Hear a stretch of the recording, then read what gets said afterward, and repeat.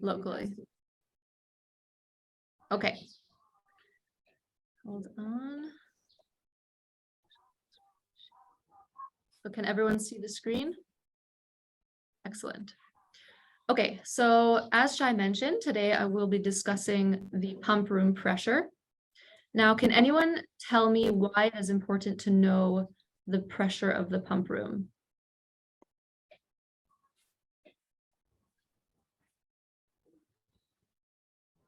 Anyone? Not everyone all at once. You can unmute yourself or not. Okay. So it's important to know the pump room pressure, basically to know if the standard grade of the fittings and accessories in the pump room, which is PN 10 or 10 bar, if that's enough. And it's also important to know when you go to the field, if you're going to a project that already exists and you're checking you're checking the pump room, you can just calculate the pump room pressure beforehand and check the pressure gauge just to see if it's logical. So for these reasons, it's important to be able to calculate the pressure in the pump room. And that's what we will be discussing today. So just to go over the TDH calculation, the TDH is the total dynamic head, and that is the pressure that's required for the water to get from the dynamic water level to the tank inlet. And this is measured in meters. So again, just to review the TDH of the pump is the sum of the elevation difference and the pressure losses caused by the flow in the pipes and the fittings. So we have the elevation head, the head friction losses, and the local head losses that are all components of the TDH. So just to go through the components of this calculation, we have the total elevation head, which is a combination of the dynamic water level, which is the ground level with respect to the dynamic water level. We have the ground level difference, which is the elevation difference between the elevation of the borehole and the water tower.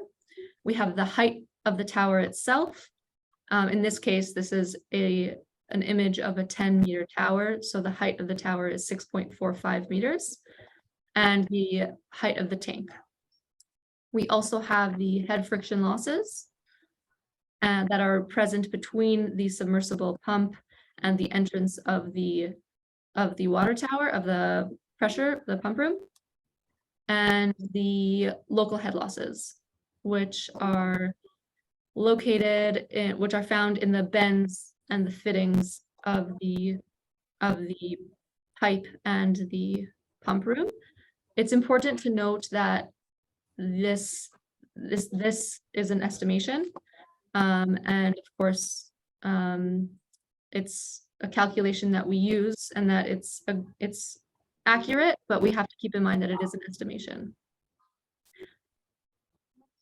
So again, the pump room pressure is the pressure that exists at the entrance of the pump room, and this value determines the required pressure ratings for the pump room fittings and accessories. So the calculation of the pump room pressure is dependent on the location of the pump room in the system. And today we will review two scenarios.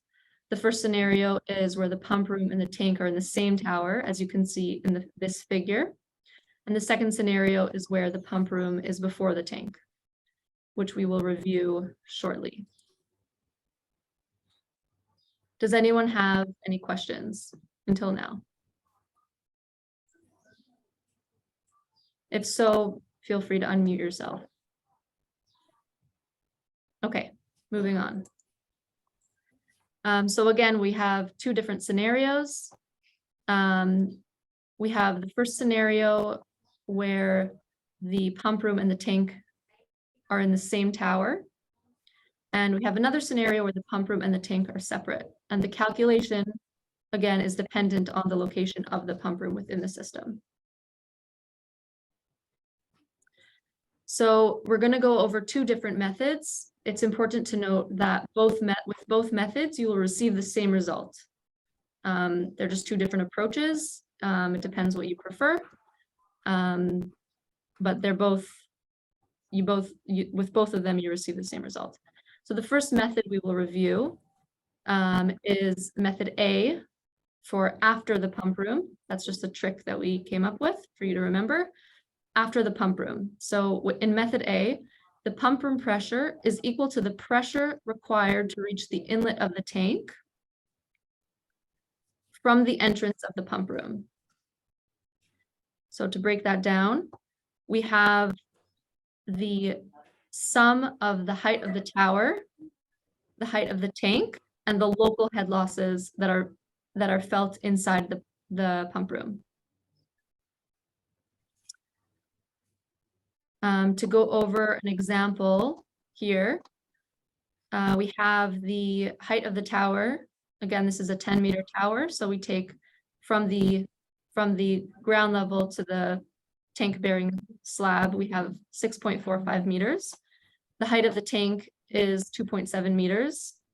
And the local head losses, we've taken, again, it's an estimation, we've taken as 7 meters. So using method A, we sum these three values and we get 16.2 meters or 1.6 bar.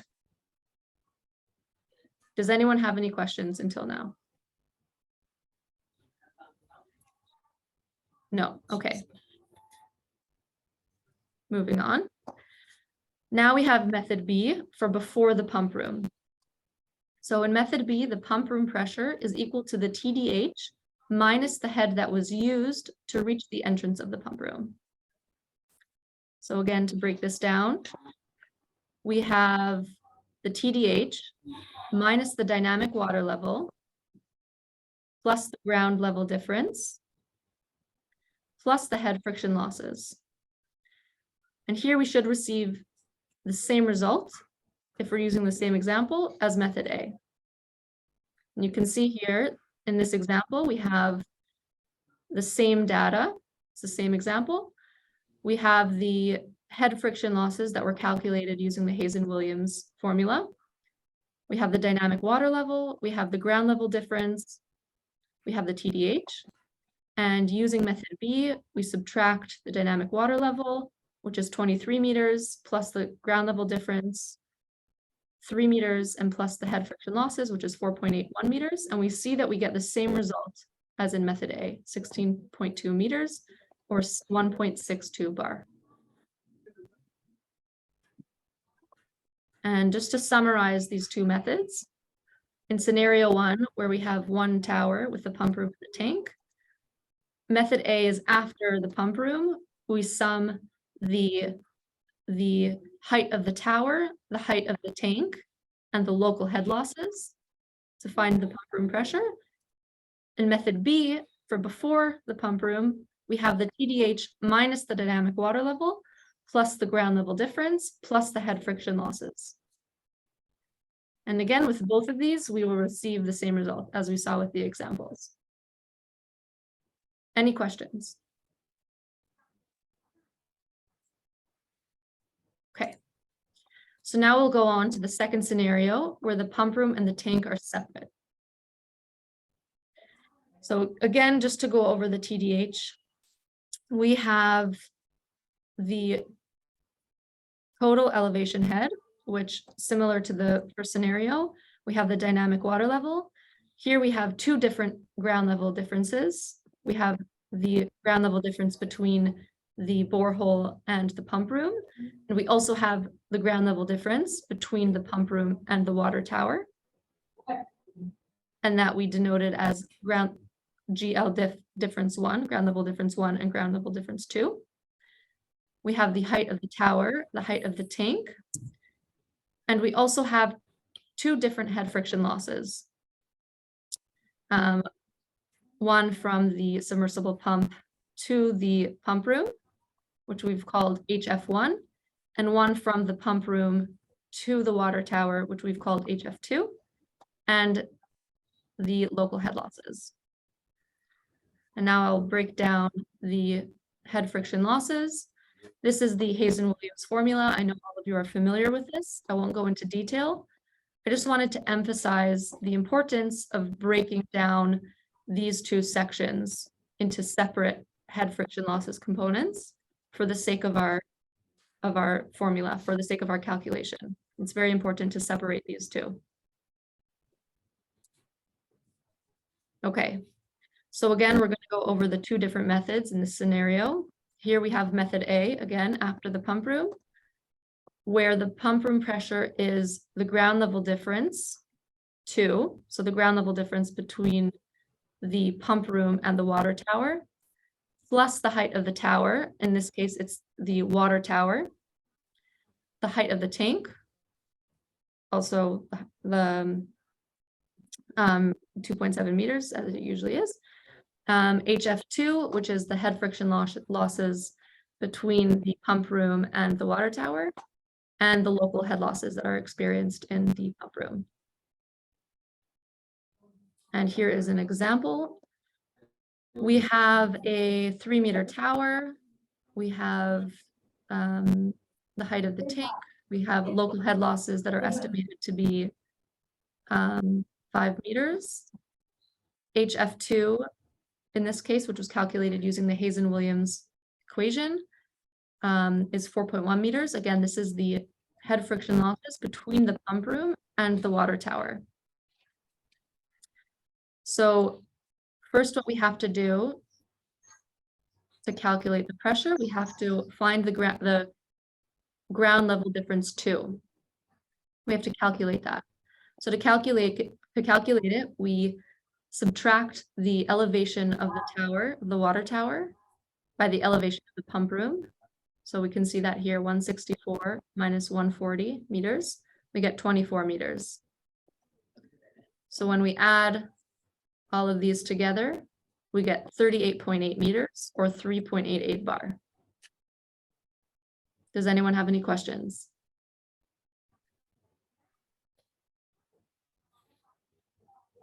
No.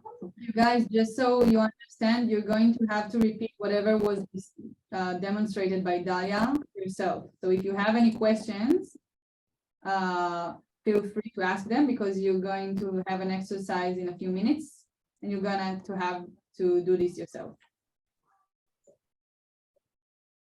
Okay, thank you, Shai. So now to method B. As we said before, sorry, I'm just going to put everyone on mute. Okay, so for method B, we have the TDH minus the dynamic water level, plus the ground level difference 1, plus the head friction losses 1, which are the head friction losses felt between the pump to the entrance of the pump room. Again, I really want to emphasize that both of these methods are the same. You will get the same result using either one of these methods. And we can see that here, using the same values. Here we're given the height of the tank, the local head losses in the pump room.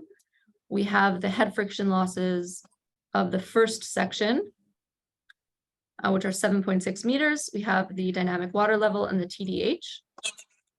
So first we have to... William is right. Yes, William. Yeah, okay. Thank you very much for this presentation, but I have a question. Yeah. If the case that we have 2 towers with 2 tanks, do we apply the same formula? Which one in the first tower, with the solar panels, we have another tank there. The second tower, we have another tank there. In this case, should we apply the same formula to calculate the pressure in the pump room? Yeah, it's basically the same, only they had like the flow in each part of the pipe would be different, so the friction losses would be different, but it's the same formula. The head friction losses. Yeah, because the head friction losses are just, the flow is different in each pipe, in each section of pipe, so it will affect the friction losses, but still the same formula. Okay. So what Shai is saying, I don't know if you heard, very good question. What Shai is saying is that the flow in that case, the flow in the pipes are going to be different. So the head friction losses will be different, but you use the same You use the same equation. You use the same formula. Okay, thank you. Thank you. Yeah.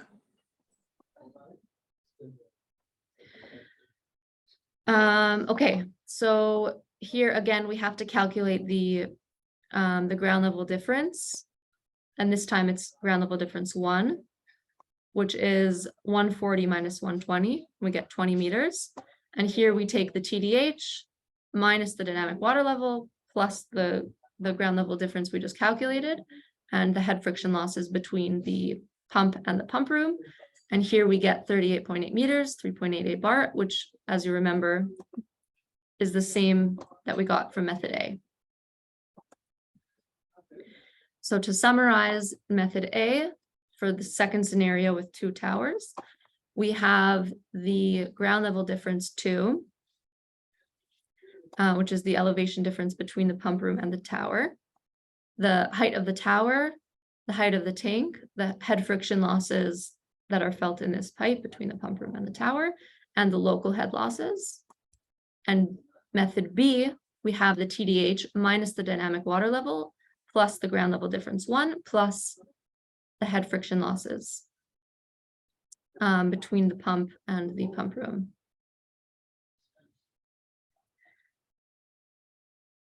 So now we will go, I will send the link to the assignment questions for you to do either now. If you can't do it now, if you're in the field, we can send you a separate set of assignments to do afterwards, and you can send them to us over email.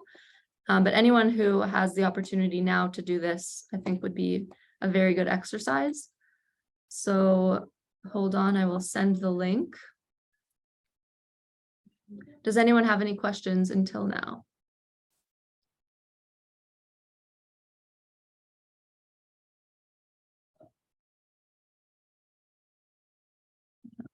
Sorry, you want me to send the link because I have it open on. Oh yeah, sure. That'd be good, actually. Um, Hold on.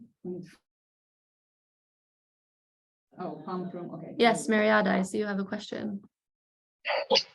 Okay, I just want to know if you see the height of the tank and the inlet of the tank, these are two different things. So do we use the inlet of the tank or the height of the tank? Good question. We're using the height of the tank. We're taking that as an estimation. We take that usually as 2.7 meters. You're right, I was using them interchangeably. For this case, again, because it's an estimation, it's not an exact calculation. It's good enough to just use the height of the tank. But good question, good clarification. Okay, I just sent in the chat the link to the drive where you'll find 2 TDH templates. Yeah, and now. So now we're gonna do the scenario 1, the one that says scenario 1. You want to put the. Yeah, and I'll leave these equations open. Okay, so let's For take reference. like 5 minutes to do scenario 1, and then we'll talk about it. So you have here on the screen, Dalia left the 2 methods so you can see the equations. So you have to do both of them. We're gonna have one, this is scenario 1, the other one was gonna be scenario 2 with the 2 towers. And you have to do to show in method A and method B that the calculation works. And you'll see in the spreadsheet, there's a space for both of them. There's a space for both method A and method B. And of course, if you have any questions as you go, feel free to unmute or raise your hand or ask in the chat.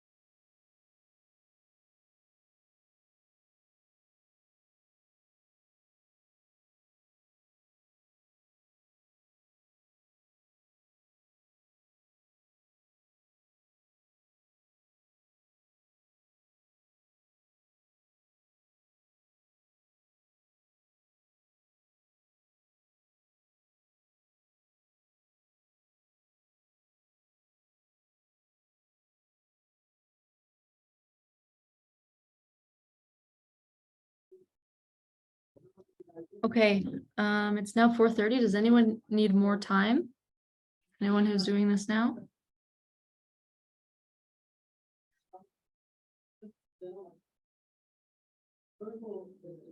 No, so if whoever has was working on it, does anyone want to share the results that they got?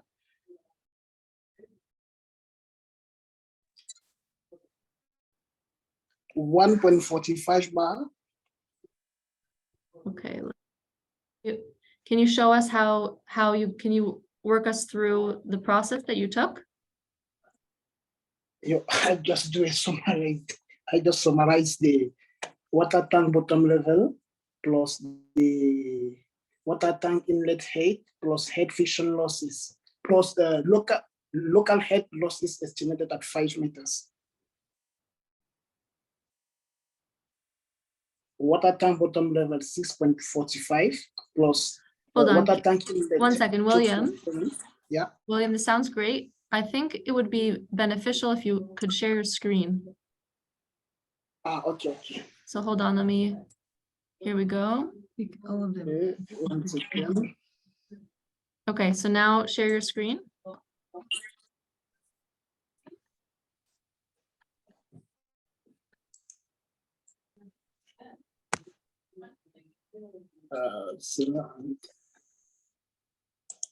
Okay. Where is that? Yeah. It's here.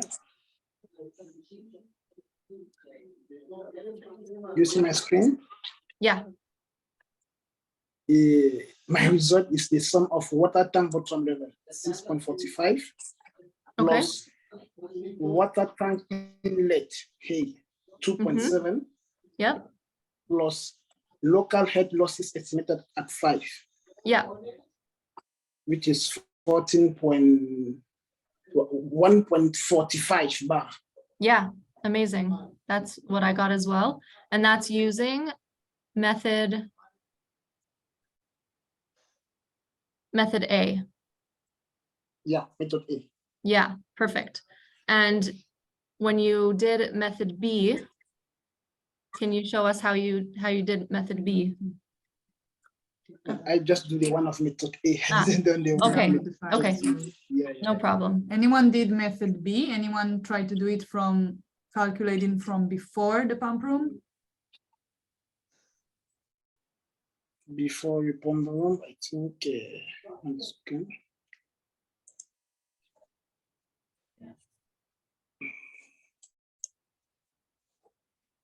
Okay, that's okay. So let's do this together. Hold on. Oh, here. Okay.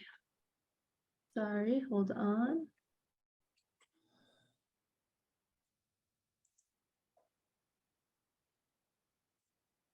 I'm going to download it and then we can do it together.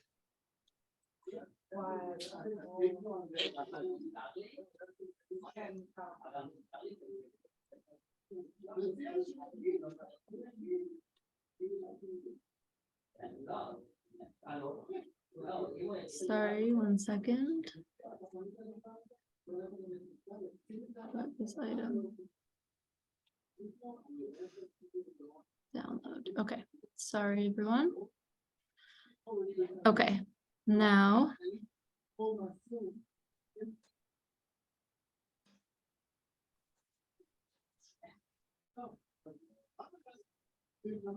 Okay.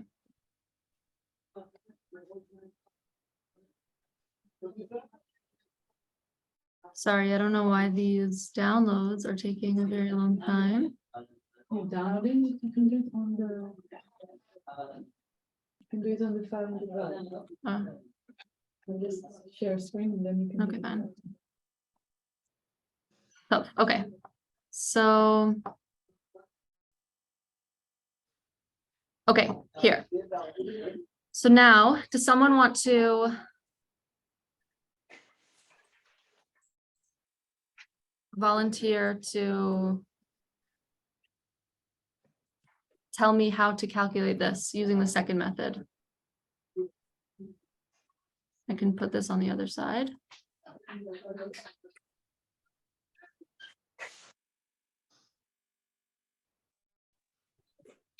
Okay, so we're gonna do this together. We have the TDH.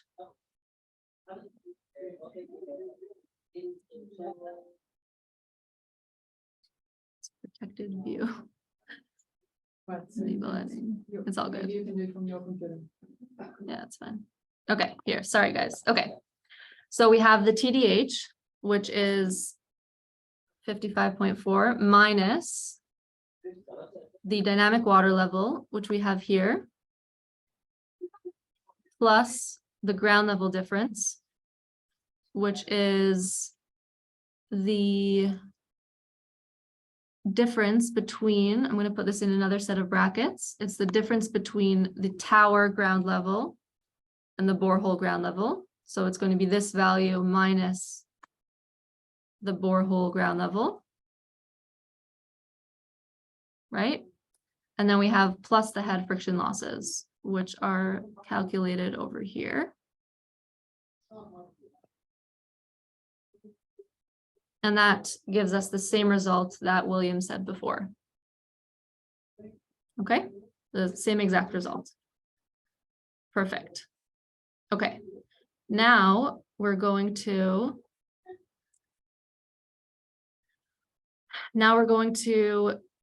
do another example using the second scenario. So back in the same drive, we have another spreadsheet that says scenario 2, and this is an example with 2 towers. So we'll give you another, we'll give you 7 minutes for this one to do this example using both methods, but using the method before and after the pump room. Okay, so this is the data, and I'll keep open the equations over here. Does anyone have any questions about the solution that we just went over?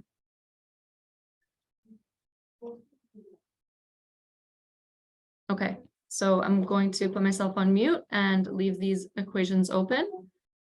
And you now have 7 minutes to work on the next example.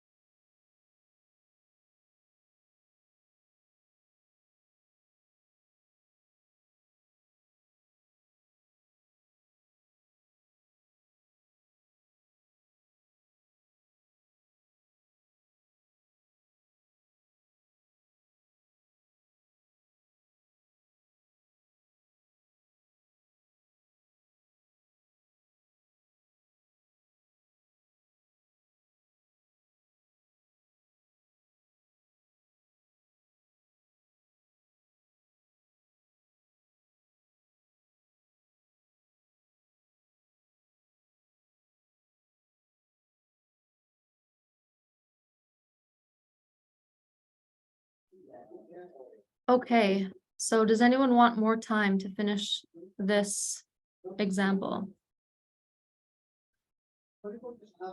No, okay, so did anyone successfully solve this assignment either using method A or B or both?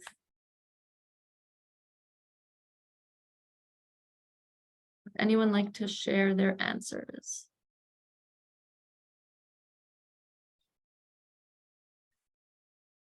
Okay. So I will share with you the calculation that I did. And if any of you were able to solve it, you can tell me if you got the same result or if you have any questions. So hold on. Okay. So here we have for method A. So here what I did was I took the height, hold on, I just want to make sure that I don't get this.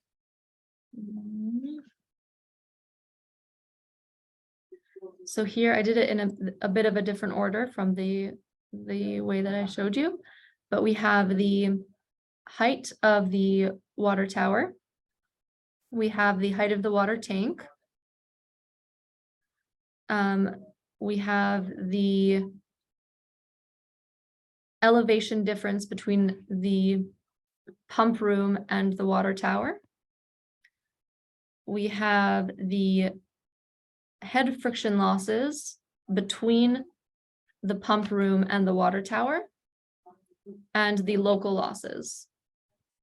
Okay, and using that method, we get 21.7. And the second method we have, hold on, this is the same. Here we go. The second method, we have the TDH minus the dynamic water level, plus the elevation difference between the pump room and the borehole, plus, and this was a little tricky, but we have the head friction losses, not only from the borehole to the first tower, to the pump room, but it's also important to remember to add the head friction losses that are felt from the pump depth along the pipe, that is the length of the pump depth between the pump and the borehole. So it's important to remember that part, which is here. And there you can see already that we get the same result using both of these methods. So Did any of you manage to get this result? You can just raise hand or.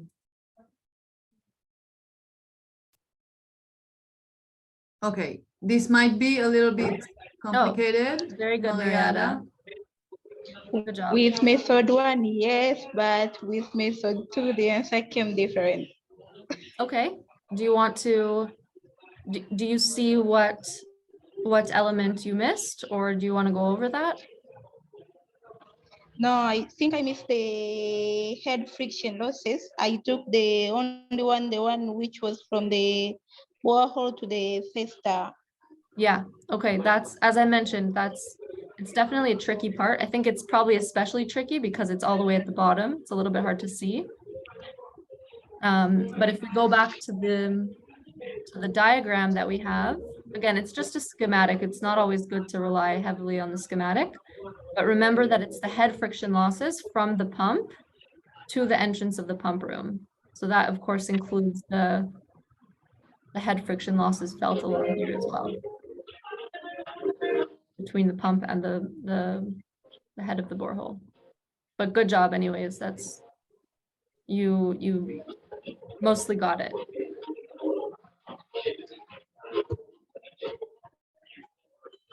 Okay. So again, just to repeat, we have another set of assignments that we can send you if any of you want to practice, or for whoever wasn't able to to work on this now if they're in the field. And now just to summarize, the pump room pressure, like the TDH, is the sum of the pressure terms existing at the entrance of the pump room. And it can be represented as the pressure required to reach the inlet of the tank from the entrance of the pump room, which we said was method A, or the TDH minus the head that was used to reach the entrance of the pump room, which we said was method B. And that is all. Thank you, everyone, for listening. Any questions at this point?